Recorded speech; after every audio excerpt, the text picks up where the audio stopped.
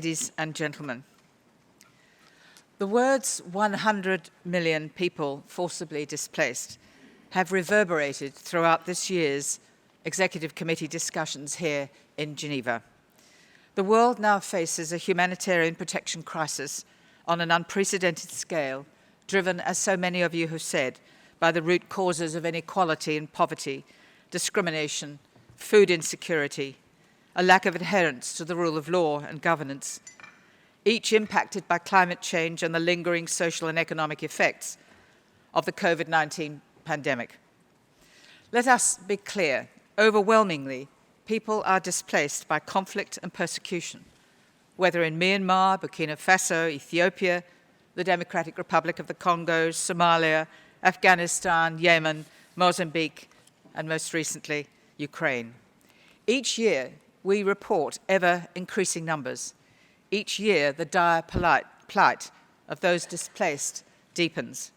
It is time for some refreshed thinking, some original ideas and initiatives and strategies to promote peace and protection. For just as forced displacement rises, so do protection needs. Sadly, 42% of those forcibly displaced are children. They are especially vulnerable to exploitation. In conflict, millions of children cannot go to school, denying a generation of young people the opportunity to reach their potential. The inability in conflict to register births and obtain documentation increases the risk of statelessness. Gender-based violence against women and girls in conflict and sexual exploitation and abuse are a serious reason for and underreported consequences of displacement, and this in turn increases the risks of trafficking. People who've been displaced are often forced to take dangerous measures, to go without food, to take loans at exorbitant interest rates, to resort to forced and child marriages, to send children to work, interrupting their education, or to begging and the sale of sex. Last week, my colleague Ralph Mazou, the Assistant High Commissioner for Operations, and I visited Ukraine. And there we saw the impacts of the destruction on the lives of about 7 million Ukrainians displaced within their own country. Many will be unable to return to their destroyed homes and villages for many months, even years, and are in desperate need of warm, dry accommodation. Winterization through repairs to shelter, blankets, cash assistance will be critical to save lives and to enable self-sufficiency and to alleviate the misery of displacement. It was especially striking to see the plight of older women and men and of people with disabilities, most of them poor, who exist in the shadows of war and are truly left behind. An age, gender and diversity lens for their protection is vital. We visited a collective centre near Venezia, where mothers and grandmothers show great personal resilience and where children have access to digital learning and attend the local school. It was a joy to see these children playing with a dog as part of canine therapy, bringing some semblance of normality to their lives. The war in Ukraine has paradoxically shown us why, after 70 years, the principles of the Refugee Convention continue to have an enduring and life-saving role. The activation for the first time by the European Union of its Temporary Protection Directive and the hospitality given to Ukrainian refugees by nations throughout the world have demonstrated that the right to claim asylum is both a necessary and widely respected principle of international law. The global response to the Ukrainian protection crisis shows that with political will, countries and their citizens welcome millions in an emergency. Refugee-hosting countries such as Bangladesh, Turkey, Germany, Lebanon, Pakistan, Jordan, and Uganda have protected the displaced, in some cases for many years. They have been true to the normative principles of refugee law. But there are many challenges ahead. At Unhcr, we observe the continued denial by some states of access to asylum at their borders, with pushbacks at sea and land continuing. The instrumentalization of refugees for political purposes is troubling.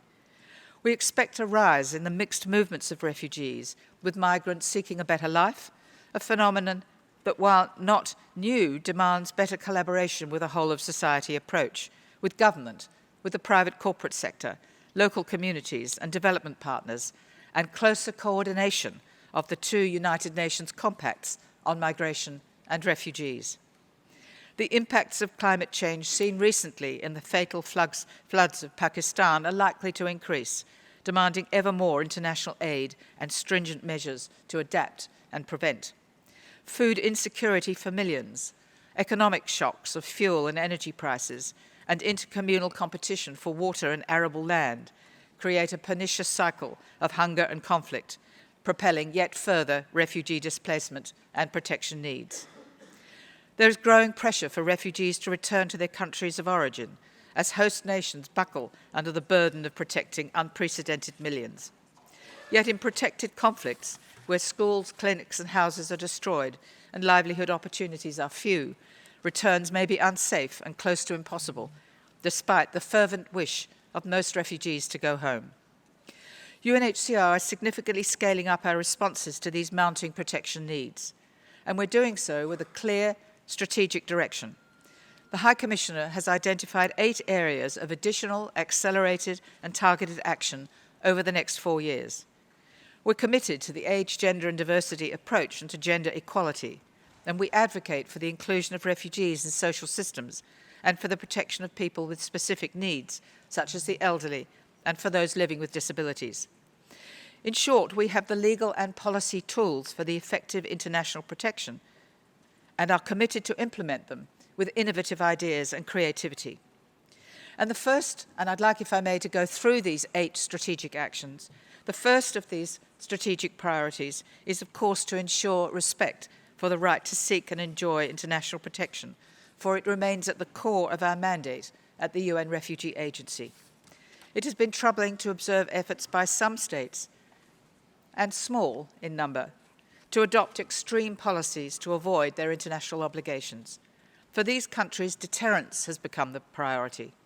Irrationally, despite the failure and expense of such policies, efforts to transport refugees to other countries thousands of miles away for processing continue.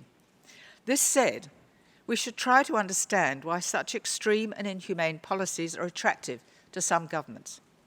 It's true that national asylum processes have become slow, clogging up domestic administrative authorities and courts for years. It's also true that there are real impediments to returning to their countries of origin, people who, after fair legal processes, are assessed as not in need of international protection. The High Commissioner has made the valuable point that it's the management or operationalisation of asylum systems that need reform, not the principle of asylum itself. Efforts to externalise asylum processes, to deny access to asylum at the border, to push back or adopt draconian deterrent policies are not the answer. And UNHCR is working with governments to improve the efficiency of asylum systems, to adopt fair and fast processes. The work of the Asylum Capacity Support Group, established under the Global Compact on Refugees, is bearing fruit and has great potential to advance those fair systems. The second strategic objective is, of course, to strengthen accountability to the people we serve, especially women and children. In January this year, UNHCR launched a 5-year plan to strengthen our accountability to those we serve, and we're working particularly with our partners and local communities to strengthen access to information and community-based protection in all our 580 field locations worldwide. We have, for example, launched and improved an online help site that has received over 10 million visits in the first half of this year. UNHCR is fully committed to the Grand Bargain process, and we're working to increase direct funding to local community-based NGOs, who we know are at the forefront of protection, and especially have been during the COVID pandemic. We've established the NGO Innovation Award and the Refugee Innovation Fund, and we're working hard to establish soon the advisory board to UNHCR with people who've experienced forced displacement and statelessness.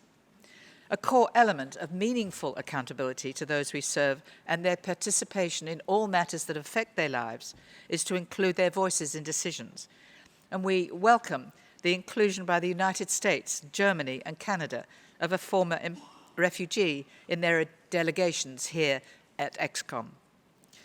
The third strategic priority is to reinforce our efforts to strengthen gender-based violence prevention, risk mitigation and responses.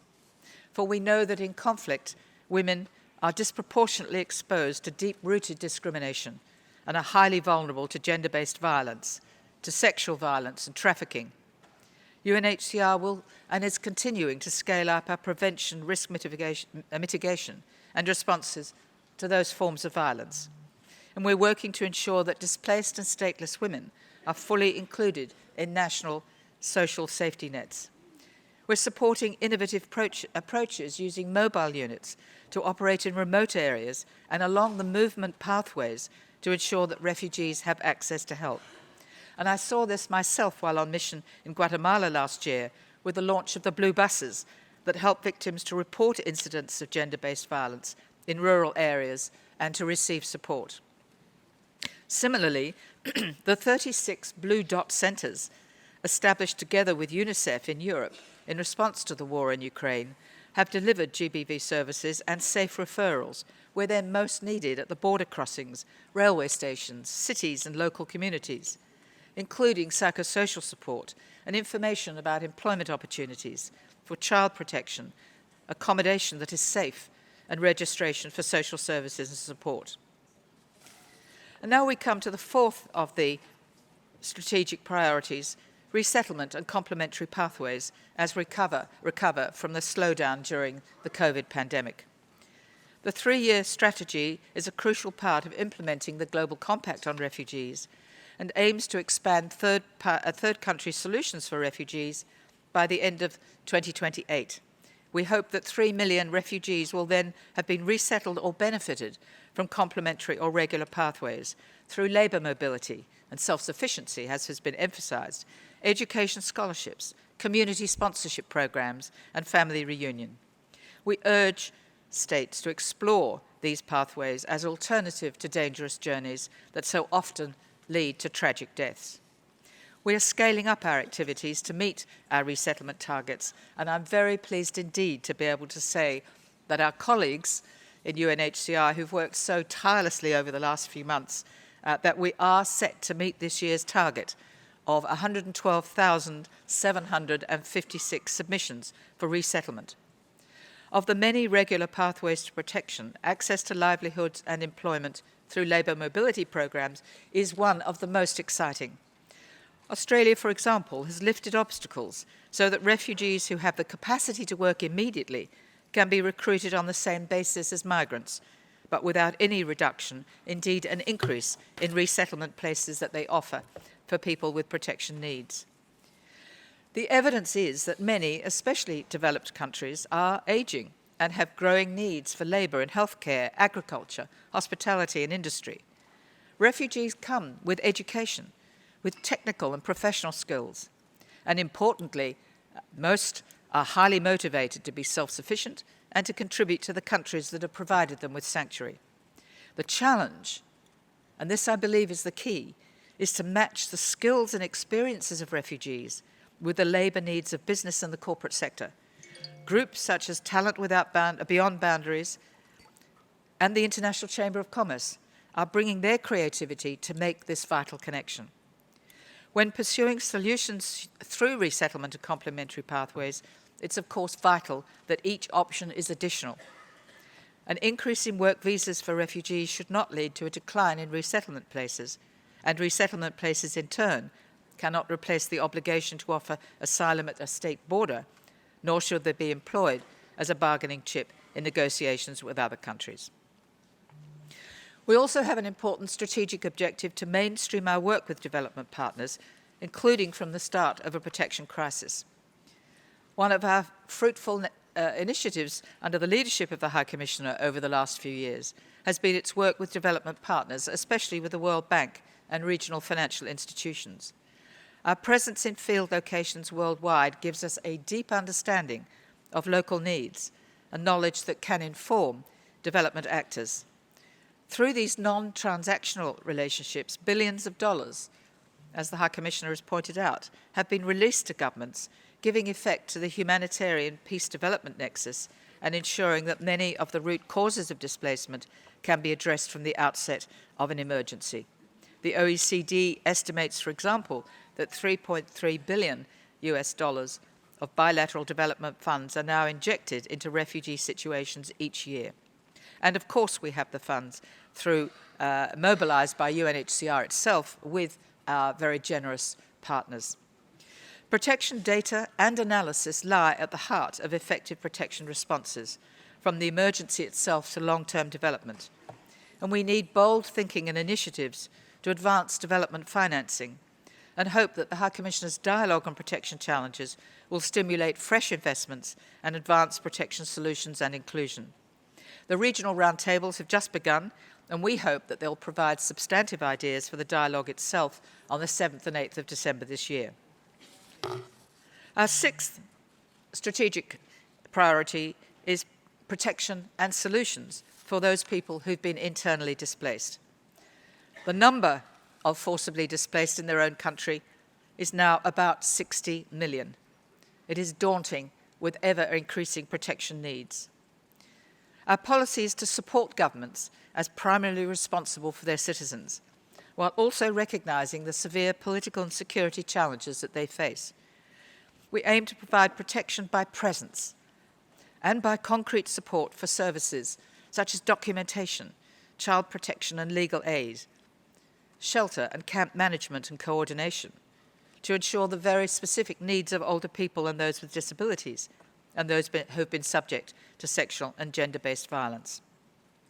Our recent report on our IDP work shows some encouraging progress.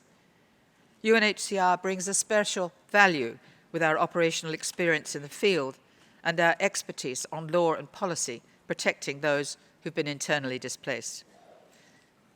Those skills bring us closer to the people we serve and strengthens our relationship with our cluster partners, with governments, and supports that humanitarian peace development nexus.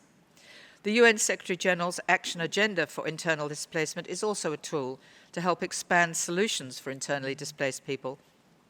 And it's notable, and this is encouraging, that over the last year, 3.7 million people internally displaced have returned to their homes, and about 1 million have been included in national social systems.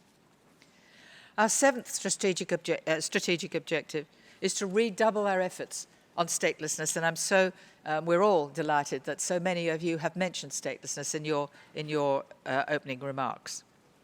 Despite the vision and the ambition of the I Belong campaign, statelessness will not be ended by 2024, but real progress has been made and achieved with increased accessions to one or both of the statelessness conventions and the establishment of stateless determination procedures. Advances have also been made in access to birth registration of those caught up in conflict, and reforms are made to discriminatory national laws under which women have been denied the opportunity to pass on their nationality to their children. We're currently prioritising 33 operations to redouble our efforts and to stimulate reforms. As I've said, our efforts to bring statelessness will not be completed by the end of 2024 in the I Belong campaign, but the next stage is that a global alliance will be established in 2024 to maintain the momentum that we believe is now well on its way. We must, however, be vigilant. Without legal safeguards, birth registration and documentation, statelessness will remain an invisible barrier to inclusion in society and effective protection of the most vulnerable. And now I come to the last of our strategic priorities, which is to mitigate the impacts of climate change. The climate crisis is, of course, a protection crisis. It has a disproportionate impact on the vulnerable and has a multiplier effect in forcing people to flee. 80% of people displaced by conflict and violence are from the most climate-vulnerable countries worldwide: Somalia, Sudan, Afghanistan, and Yemen. Climate changes, drought, and floods often lead to food insecurity and, in turn, leads to forced displacement and the need for further protection.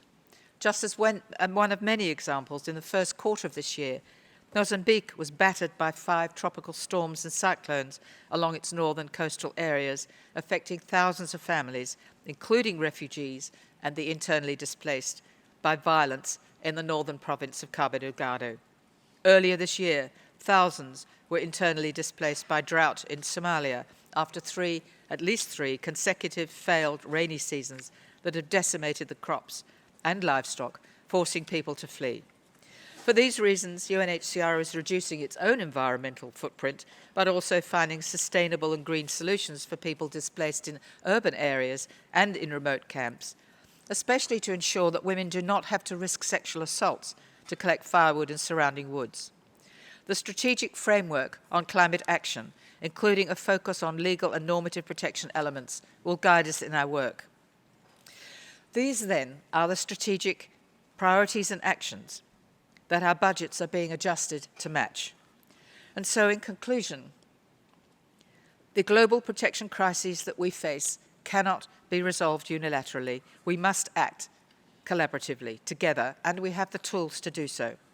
The Secretary-General's Our Common Agenda provides a roadmap and a vision for the future, and it will, if implemented, help to address many of the protection needs of the people we serve. The Global Compact on Refugees, our lodestar, has, as many of you have noted, calls for a whole-of-society approach. The mayors and the cities, the local governments, the media, elected parliamentarians, along with the UN agencies and international and NGOs, the scholars, the religious groups, and displaced and stateless people themselves. Our expansion of partnerships is therefore fundamental to our work and to achieving the principle of equitable responsibility sharing. And so in this spirit, we look forward to working with you towards the Global Refugee Forum in December next year. And on behalf of all our colleagues, may I thank you for your most encouraging support over the last few days. Thank you. Thank you very much, Assistant High Commissioner.